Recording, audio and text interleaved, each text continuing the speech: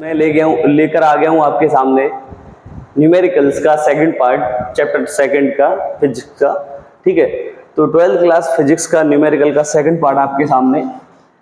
कुछ क्वेश्चंस देखिए, तो इसमें क्वेश्चन नंबर 4 है कि a spherical conductor of radius 12 centimetre has charge of 1.6 10 to the minus 7 coulomb distributed uniformly on its surface.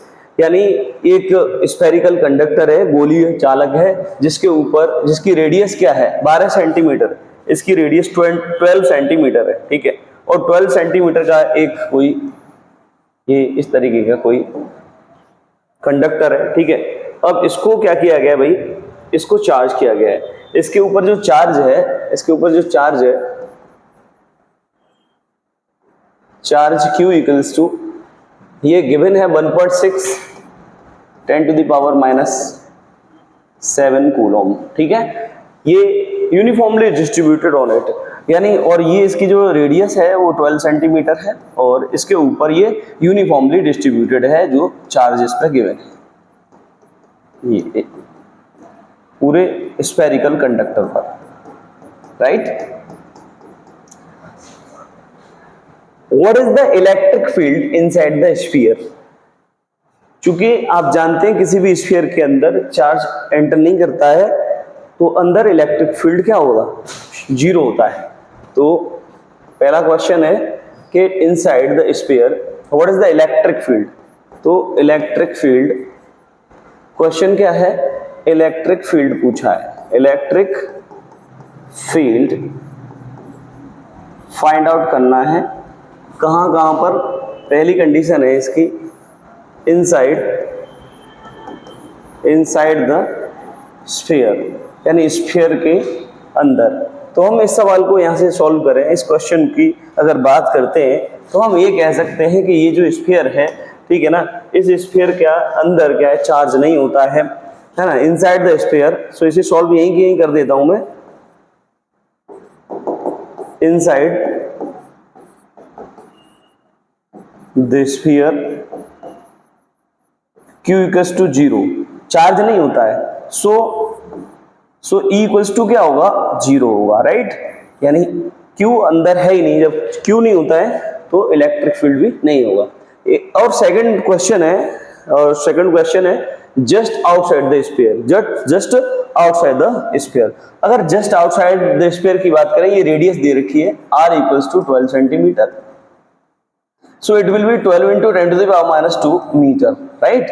So just outside the sphere, तो अगर इसके लिए R क्या लगेगा, यहाँ R 12 सेंटीमीटर काम करेगा क्योंकि जस्ट आउटसाइड द स्फीयर की बात हो रही है। राइट, तो electric field you know outside the sphere,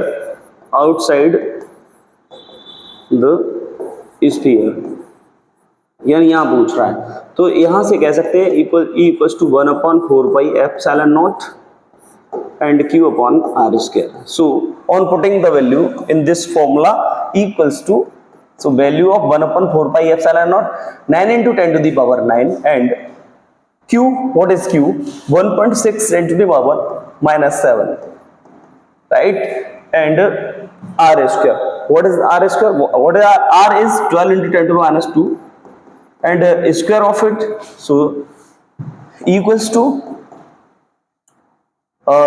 this value will be 14.4, right।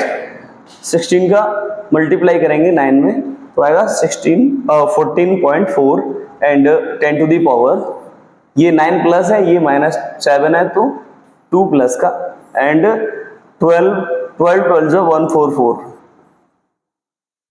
ठीक है ना। एंड जब इसका स्क्वायर होगा इट विल बी डबल और इट सेल्फ, यानी 10 to the power minus 4।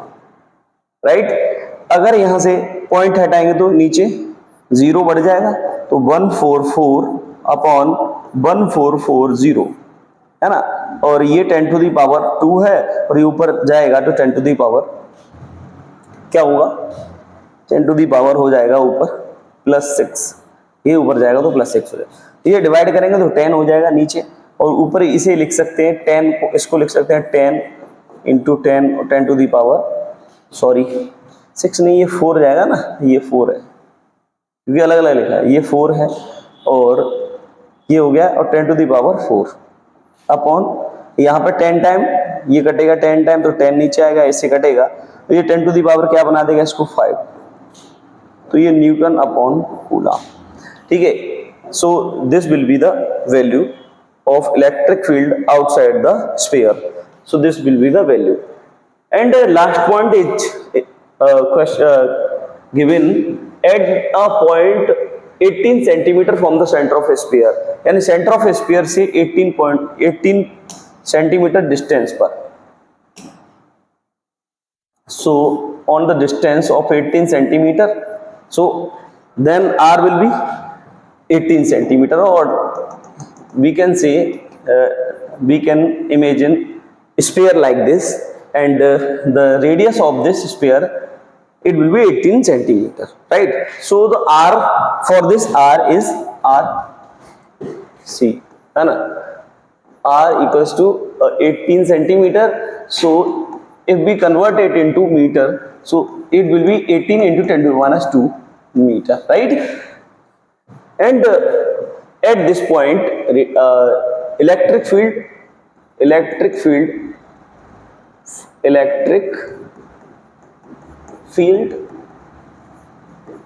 will be equals to 1 upon 4 pi epsilon naught and q upon r square. So now the value of 1 upon 4 pi epsilon naught 9 into 10 to the power 9, and the value of q 1.6 given है 1.6 10 to the power minus 7, so it will be the 1.6 10 to the power minus 7, and what is r square? R square is 18 into 10 to the power minus 2 and square of it. So now equals to this value will 14.4 10 to the power 2, and now this one is 18 multiply by 18, right, and 10 to the power minus 4. Okay, so now we can 1.44 18 into 18, and point हटाएंगे तो नीचे 0 आ जाएगा, and ये ऊपर जाएगा 10 to the power 2 and 10 to the power minus 4, ऊपर जाके plus का हो जाएगा तो ये 4 हो जाएगा, राइट? एंड हम इसे डिवाइड कर सकते हैं,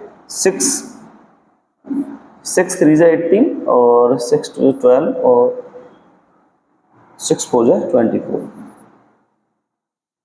ठीक है, 24 टाइम है ना। So it equals to 8 upon 180 10 to the power 6, है ना। So now we can do it 4 to the 8 and 4 4 ja 16 or 4 ja 4 5 ja 20. So it will be the value E equals to 2 by 45 10 to the power 6. So इसको और solve कराएंगे आगे, तो यहाँ से 2 यहाँ से 0 कम कर देंगे, इसे 200 कर देते हैं, इक्वल्स टू ये 200 10 टू द पावर 4, एंड नीचे इसमें गिवन है 45, ये 45 है 5 से डिवाइड करेंगे एंड ये 40 टाइम, राइट। तो E इक्वल्स टू और 9.44 या 45 है ना, 9.45 10 टू द पावर 4 न्यूटन पर coulomb, and so this is the answer of this question, right? So next बात करते हैं अब next question की, a parallel plate capacitor with air between the plates, यानी एक parallel plate capacitor है with air between the plates, इनकी plates के बीच में क्या है, एयर है ना, वायु संधारित्र है। The plates has a capacitance of 8 picofarad, यानी जो कैपेसिटर है इसकी जो कैपेसिटेंस है ये 8 पिकोफैरेड है। So the capacitance of capacitor is C equals to C not equals to, right, because this capacitor air capacitor है, ठीक है, तो C not equals to given है 8 pico farad, right? Okay, so what will be the capacitance or if the distance between the plates is reduced by half, यानी अगर इसकी capacity को half reduce by half कर दें तो इसकी capacity क्या हो जाएगी। तो यहां से अगर क्वेश्चन को देखेंगे तो we know that C equals to K epsilon naught A upon D. So capacity या capacitance is inversely proportional to D. If D equals to 1, अगर यहाँ से देखें D equals to 1, then this value is C proportional to 1, यानी it means C equals to 1. And if the value of D equals to just half of it, so this value will be C proportional to 1 upon, on the place of D we can put the value 1 1 2, so this will be go C proportional to 2, यानी it means the value of C will be double of itself, यानी जब capacitor के बीच की distance को कम कर देते हैं, आधी दूरी कर देते हैं, तो कैपेसिटी डबल हो जाती है ना। सो यहां से इस बात को हम लिख सकते हैं कि C proportional to 1 upon D, है ना। सो according to this formula, capacity will be double itself. Capacity या capacitance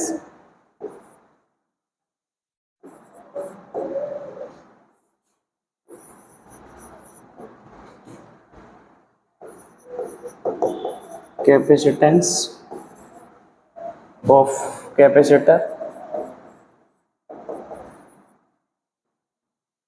will be double itself,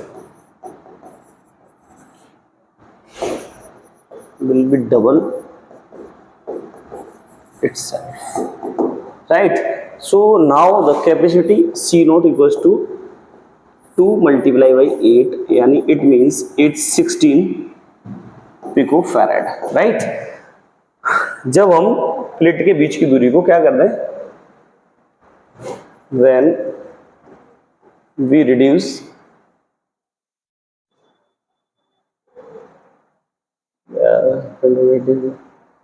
if the distance between the plates reduced by half, when we reduce the distance between plates by half, so it will be the capacitance of capacity, right? And अब कह रहा है next, अब आगे कहता है यानी जब हमने इसकी कैपेसिटी को हाफ कर दिया है, तो इस मतलब इसकी प्लेट्स की डिस्टेंस को हाफ कर दिया, तो कैपेसिटी क्या हो जाएगी। तो हमने कहा भाई C equals to K epsilon naught A upon D। इससे अगर देखा जाए कि D और C ये प्रोपोर्शनल है, इनवर्सली प्रोपोर्शनल है, और इनवर्सली प्रोपोर्शनल का मतलब है अगर D हाफ कर दी जाए तो कैपेसिटी डबल हो जाएगी। सो कैपेसिटी डबल हो जाएगी तो इसका मतलब है कि 8 पिकोफैरेड है, तो ये यानी 16 हो जाएगी, यानी 8 का डबल हो जाएगा 16, राइट। एंड कह रहा है आगे, and the space between this is filled with a substance of dielectric constant 6, है ना। जब प्लेट्स के बीच में dielectric substance K equals to 6 रख दिया जाए, है ना, when filled the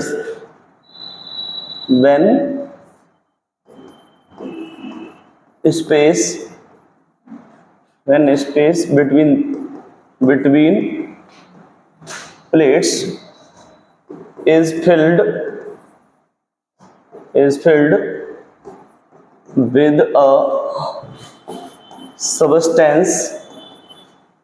with a substance of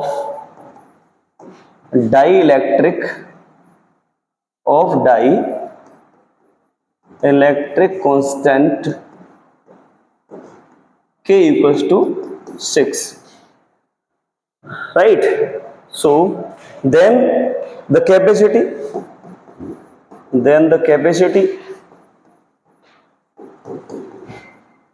या हम कह सकते हैं then the capacitance K equals to, ये वी नो दैट फॉर्मूला होता है C equals to K C naught, right? So C equals to K, the value is 6 and now C naught is 16, so 16, so C will be 96 picofarad. This is the next answer. So next question is 3 capacitor, each of the capacitance is 9 picofarad.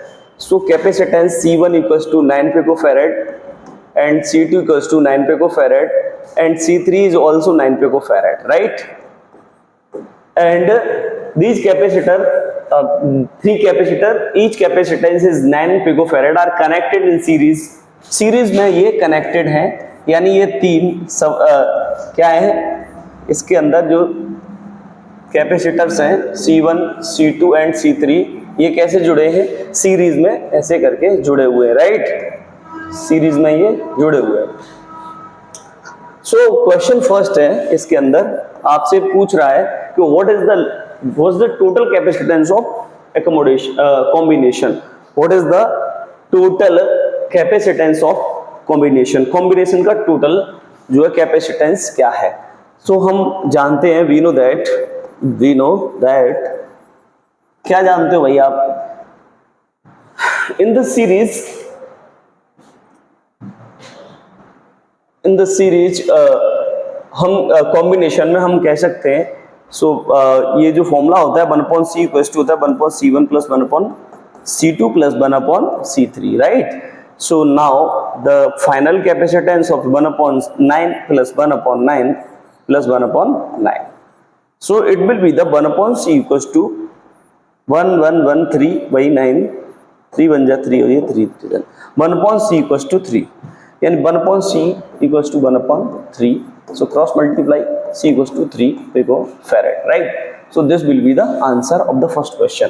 Next question is what is the potential difference across the each capacitor if the combination is connected to 120 voltage supply, यानी इस combination को 120 voltage supply से अगर हम connect कर देते हैं, है ना, 120 voltage से, तो यानी V इक्वल्स टू 120 वोल्टेज, तो ईच कैपेसिटर के ऊपर ए जो है पोटेंशियल क्या होगा, V1, V2 एंड V3 आपसे पूछ रहा है। आप जानते हैं कि किन्हीं 2 पॉइंट्स के बीच का जो पोटेंशियल डिफरेंस है वो अलग अलग होता है ना? सो B में आपसे पूछा है V1 and V2 and V3, right? V3 आपसे यहाँ अलग अलग कैपेसिटर का कैपेसिटेंस पोटेंशियल डिफरेंस आपसे पूछा है। तो आप जानते हैं C इक्वल्स टू Q/V होता है, राइट? सो अगर आपको V निकालना है तो V इक्वल्स टू Q/C, तो अगर आपके पास Q आ जाए तो आप बता सकते हैं कि what is the potential difference between each capacitance. So Q अगर आपको चाहिए तो यहाँ से कैसे निकाल सकते हैं आप? देखिए ऐसे निकाल सकते हैं, इसका आपको देखिए, आप जानते हैं कि अगर ये सीरीज कॉम्बिनेशन में है तो इनके अंदर जो Q है वो सबके लिए सेम रहेगा ना। यहां से अगर पेन गिर गया, सो हम देखें कि इसके लिए सीरीज कॉम्बिनेशन में अगर ये जुड़े हुए हैं, तो अगर यहां से देखेंगे तो चार्ज है वो सब में सेम रहेगा। तो हम यहां से ऐसा करते हैं, पूरे सर्किट के लिए देख लेते हैं ना, फॉर टोटल सर्किट के लिए, कंप्लीट सर्किट है ना, फॉर